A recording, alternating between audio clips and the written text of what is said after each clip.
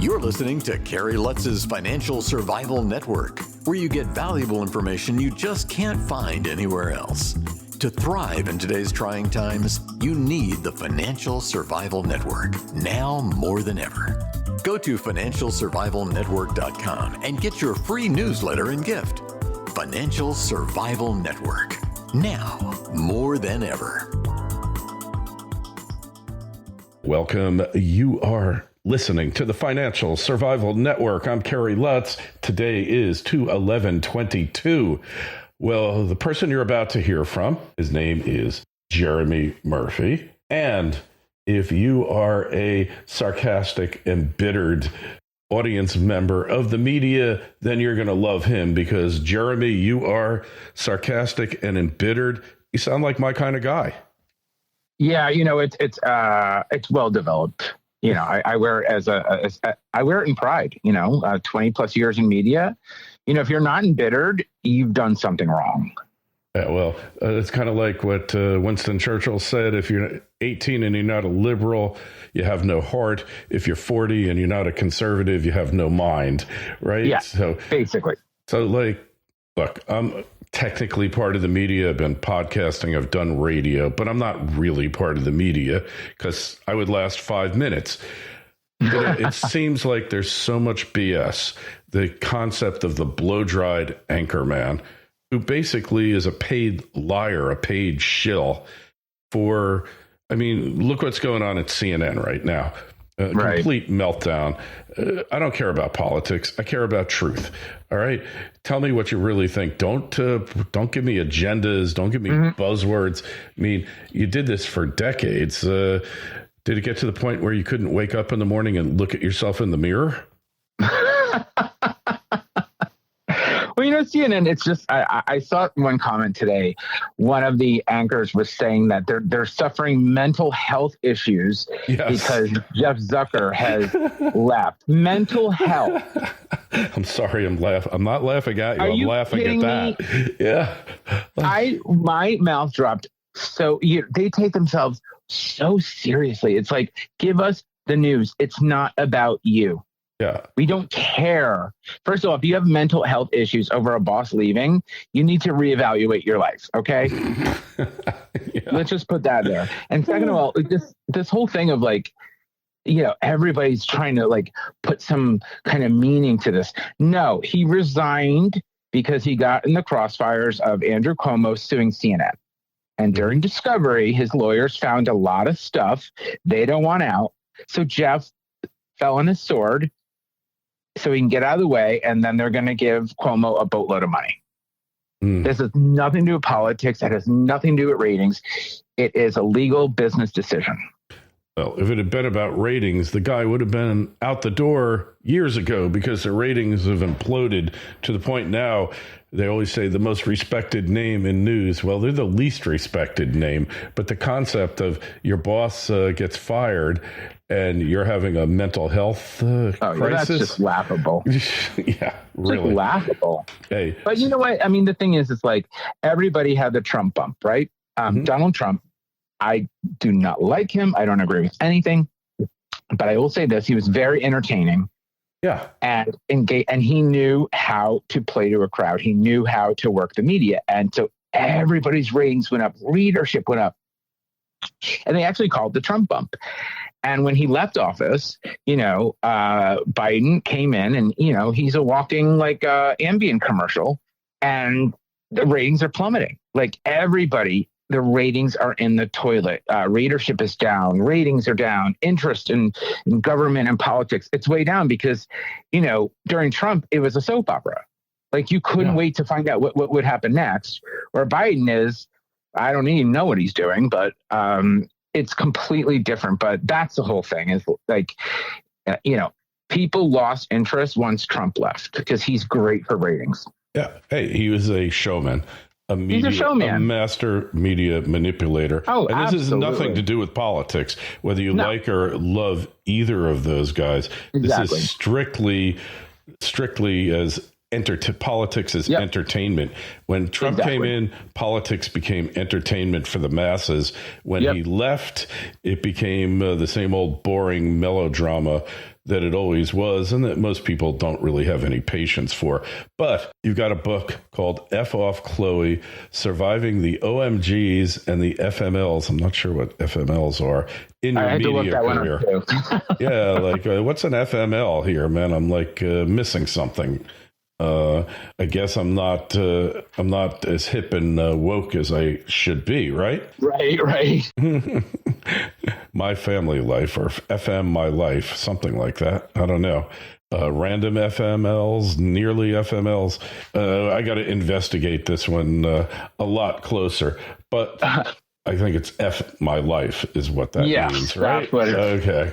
All right. I get it. I catch on. I'm an old guy. I catch on a little slow to these things, but you obviously had a purpose in writing this book. First, who is Chloe? So Chloe is kind of the encapsulation of very, very entitled Generation Z, and not all. I know there's many Generation Z people who are amazing, but a very specific portion of that audience, of that age group, that feels very entitled, and they come to work expecting everything to revolve around them. And, they have their own brand statement and their own values, and they're very woke, and they expect everything to comport to how they feel. And so I called them the Chloes. And the genesis was right during the pandemic. I had sent a strategy memo to a client, and there were many people CC'd on it, and sent it. And then one person replied back named Chloe and said, TLDR, LOL. That's too long. Didn't read. Laugh out loud. Yeah. Oh. And I was so offended because I had spent a lot of time on this document. Oh my God. And then I said, this is the funniest thing I've ever read in my life. And her name was Chloe. And I was like, that's the name of my book. Oh, OMG is all I can say to you here, Jeremy. OMG. I mean, we've all encountered these Chloes, and they are Karens, basically about 30 years younger with less wisdom. They're less uninterested life wisdom. Karens. It's Karen uninterested, basically. Yeah. Oh my God. You're like painting a very bleak picture for the future here, Jeremy. How do we eliminate these Chloes, or at least contain their potential damage? I mean, these are the kind of people that go mask up when they're in a car by themselves, right? And have the windows up on a 90-degree day, right? You know what? I always say, the wokeism and all this is, it's great to be like socially, aware. And like, I'm a Democrat. I'm always, I believe in everybody should have the right to be who they are, blah, blah, blah, blah, blah. But at the end of the day, in the workforce, it's dollars and figures, right? It's when companies realize all this stuff does not make money, it's over. Because guess what? Chloe needs a paycheck. And once companies realize we're not going to tolerate that, we're not going to humor that, it's going to end. Right now, a lot of companies are like, let's do diversity and sustainability and inclusion and culture. And they're all like drunk on this because it's good PR. But the minute they realize, this does not help the bottom line, this is costing us, it's over. The party's over. Yeah, that's called... And that's when Chloe's going to learn the hard way. That's called get woke, go broke. Yeah, basically, right? And I have a good definition of diversity for you. I think you'll like this one. It's called celebrating our differences while pretending not to notice them. Well, you know what the thing is? Diversity, if diversity done right, it works. The problem is right now it's window dressing. The problem is everybody's so scared of being called racist that they're hiring minorities just to put in the front window and say, hey, look, we're diverse. Yay, don't come after us. Don't protest us. If you really look at like going after people of any ethnicity and getting their intelligence and their background and their perspective, that actually helps. But we're not doing it right. Yeah. We're literally we're literally painting a wall and saying, look, everybody, we're diverse. We're not putting the thought, money, and the time into doing it right. And until we do, it's a joke. Yeah. And like that's diversity for diversity's sake, so that the surveys that the government sends you all look nice and peachy clean. But the purpose of diversity should be helping every person to realize your full potential, get to your best self, become your best self, and become the most productive that you can do. And simply box checking, like we're talking about, doesn't really accomplish that goal, does it? No, there are people there are people in communities that don't have the access to education or networks or even computers. And that's a shame, right? So I think true diversity is going into those communities and finding the real talent, whether you're Black or white or Asian or Spanish. It should be colorblind. It should be race blind. You want to make sure everybody has that opportunity to shine, but you also want to make sure that you reflect, this country is what? I think we're like 40% minority now. Mm-hmm. Okay. So if you're a company and you're 90% white, well, you might want to revisit that because you're selling something to people who are not white, right? So you want to reflect your population.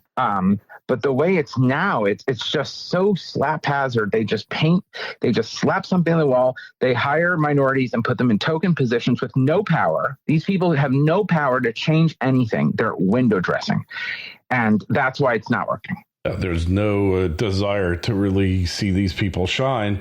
Like we said, it's virtue signaling in its worst form. Right. So your book, how do you think these Chloes are going to respond to this, assuming that the Chloes can actually read and maybe actually do pick up a book once in a while? Oh, no, they're not going to read. They're going to say it changed their life, but they won't read it.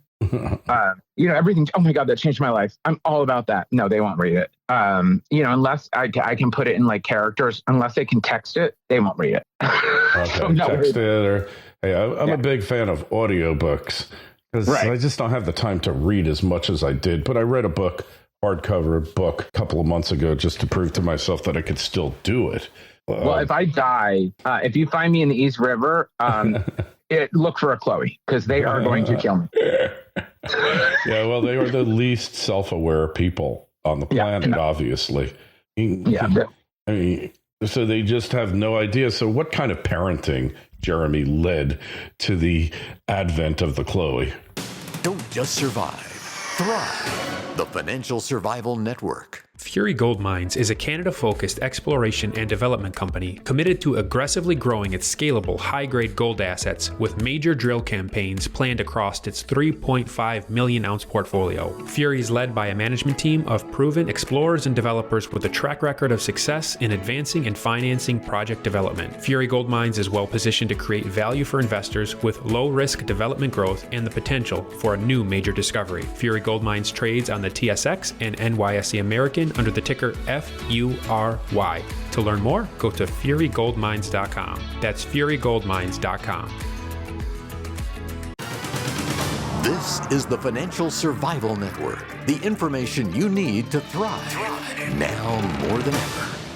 Oh, this is the problem. Their parents love them too much. And this is the problem. The parents want to be their friends. This is not good. When I was raised, my parents loved me, but we weren't friends, and now parents want to be friends with their children, which I find hysterical because it's like they don't want to let go. That's insane. Right? So these children they're way too confident because their parents have never told them anything but you're a superstar. You're the best. Nobody ever can compare to you. Then they live on social media where everything they say gets likes and comments and validation. So now they're a superstar because their parents told them to. They have all these followers on Insta or whatever it is that say everything they say deserves a heart, a flower, or whatever. And they come into the workforce and they think this is how it is. Like, oh, I have an opinion. Where's my parade? Oh my God, stop. I have a thought. Jeremy, this reminds me, my oldest daughter, and she laughs at this because she knows it's true, was a rotten soccer player. But, for the social thing and the community, and it was big in our town, we lived in a suburb of Manhattan. When we go for the last, we had the last game, then we all go out for lunch and the pizza, and there's a box. The coach is holding a box. I said, what's in there? Oh, trophies. I said, who gets them? Everyone. Oh, good Lord. Everyone? I mean, does my kid get a trophy for being the worst player on the team? Yep. Is that what we're celebrating here? I remember just being horrified by this because I know, like you said, you can't be your kid's friend because then you can't be your kid's, it's hard to be accountable to a best friend, right? And I'm thinking, my God, and this was at the beginning of participation trophies. Right. And now the whole country seems to run on participation trophies. Oh, no. I mean, if you're a parent and you tell your kid that they did something wrong, they'll call HR on you. Yeah, or their child protective services. Right? Oh, I mean, I remember as a kid, my parents signed me up for like soccer, which I hated, and t-ball. And I remember when we played and we lost, the coach basically kicked your, they made you feel like you're a loser. Well, you and were. Then you would go home and my dad would be like, you totally deserved it. Yeah, he'd be like, what happened? Like, he wasn't a prick about it, right? But I'll tell you, losing made more of an impact on me because I understood how it felt to lose, and I never wanted to feel that again. All right. So and it was the best lesson. Losing equals failure. Now, granted, it's a game. All right. Right. So you don't want to destroy somebody's self-esteem over it. Right. But all failure in life is the greatest.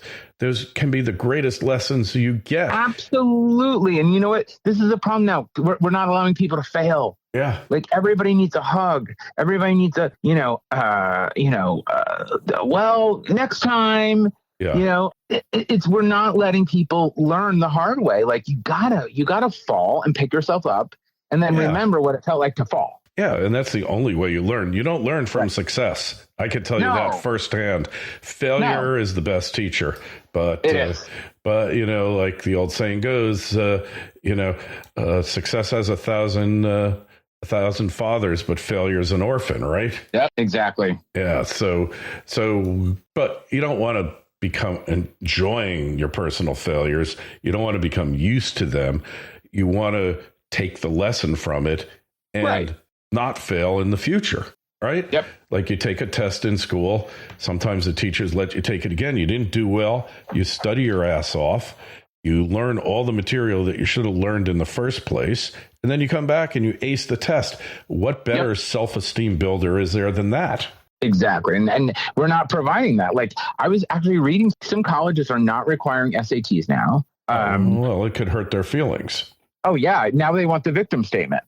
Now they want to know, what were you abused? Were you neglected? Did your parents ground you? What obstacles did you overcome to make you qualified to come to our university? And I'm sorry, I don't understand what's wrong with an SAT score. I mean, to me, that kind of is a great filter. Mm-hmm. Yeah, you gotta have some standards. So right. Oh, but and the other thing, you need to go work with the community. So you can get into these, you're going to have time to work for the community. I'm sorry.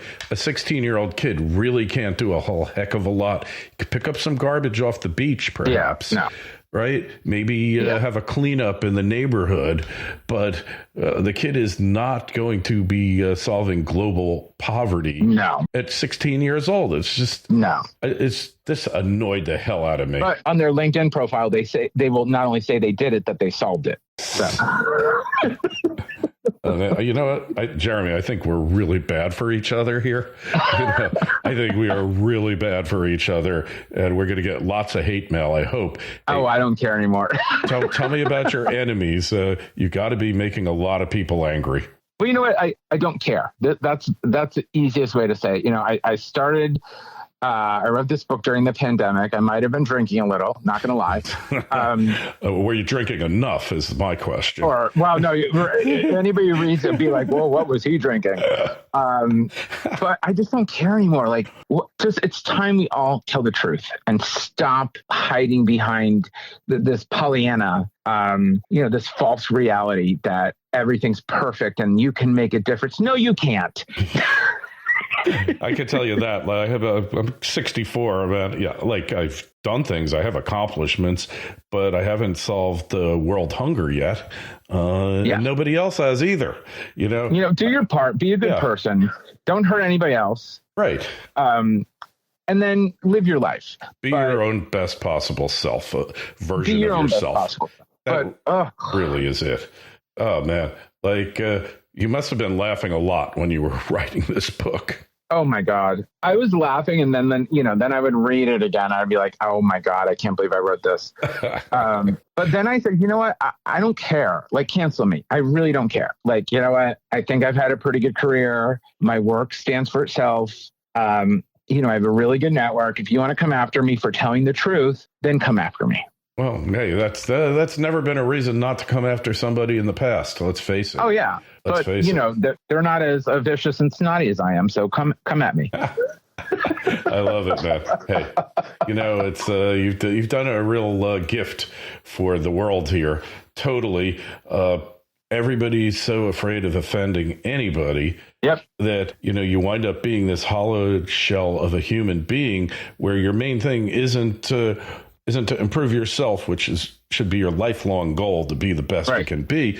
But your thing is not to upset people and, tell people what you want to hear, tell them whatever you think is going to make them feel better about themselves. And then you got this mutual adoration, mutual affirmation society, and it does nobody any good whatsoever. Nope. So the book, no, absolutely. Everybody's walking on eggshells. You're not allowed. And this is one of the other problems. It's like no one's allowed to make a mistake anymore. I have friends who might cracked the wrong joke at the wrong time. When we were kids, and thankfully I was not a kid during social media, but you'd say something, or these kids now today, they're at a frat party or whatever, and they post something inappropriate. That used to be like, just don't do it again, right? Now you'll never work again because now someone can say you're a racist.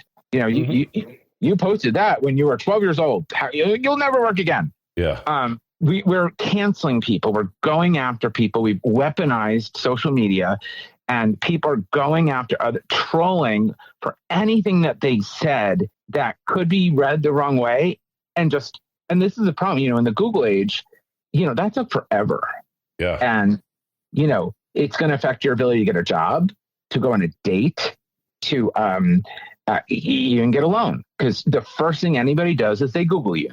And if you have lots of things, racist, misogynist, homophobic, bad person, well, you can't wipe that off. Mm-hmm.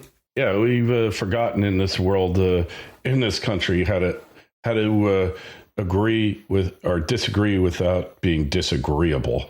And we used to have that ability to do it, but it seems to me we've lost it. So the book, you're going to want to go out and buy it wherever fine books used to be sold. It's F Off Chloe and Surviving the OMGs and FMLs in Your Media Career. And I guess it's somewhat autobiographical.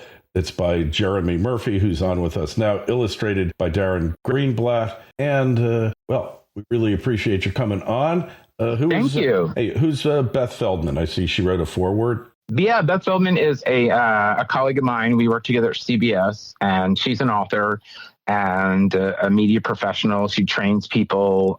She hosts shows and blogs. She's amazing. All right.